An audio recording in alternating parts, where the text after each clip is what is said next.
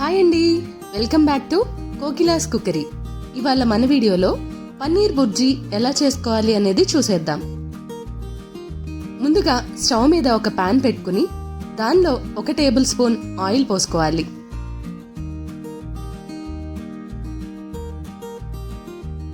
Oil heat అయ్యాక 1 tea spoon జీలకర్ర వేసుకుని కొద్దిసేపు వేయించుకోవాలి.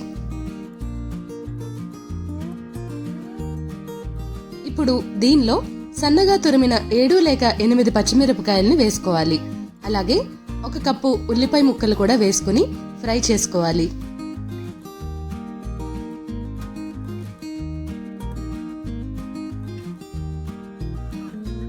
ఉల్లిపాయ వేగుతూ ఉండగా 1 టీ స్పూన్ పసుపు, 1 టీ స్పూన్ ఉప్పు, 2 టీ స్పూన్ల అల్లం వెల్లుల్లి పేస్ట్ వేసుకుని పచ్చివాసన పోయేదాకా ఫ్రై చేసుకోవాలి.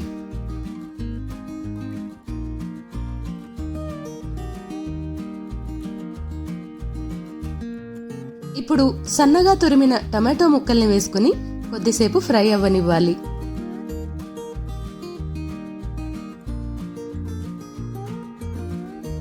టొమాటో కొద్దిగా ఫ్రై అయ్యాక దీన్ని ఒక 2 నుంచి 3 నిమిషాలు మగ్గనివ్వాలి.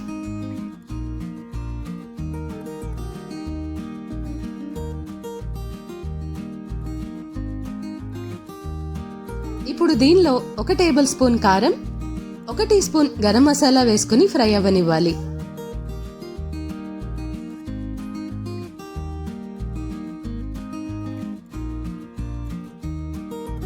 ఇప్పుడు దీనిలో సన్నగా తురిమిన 2 కప్పుల పన్నీర్ని వేసుకోవాలి. ఈ పన్నీర్కి గ్రేవీ అంతా బాగా పట్టనిచ్చి ఒక 5 నిమిషాలు ఫ్రై అవ్వనివ్వాలి.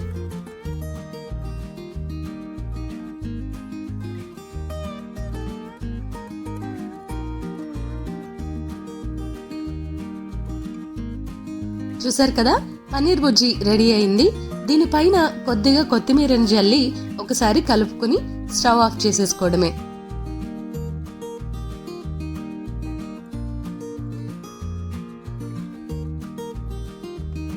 వేడి వేడి పన్నీర్ బుర్జీ రెడీ అయిపోయింది. దీన్ని ఇప్పుడు మనం ప్లేట్లోకి సర్వ్ చేసేసుకుందాం.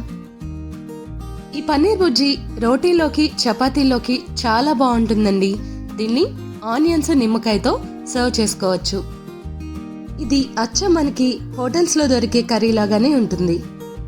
మీరు కూడా ఒకసారి ట్రై చేయండి.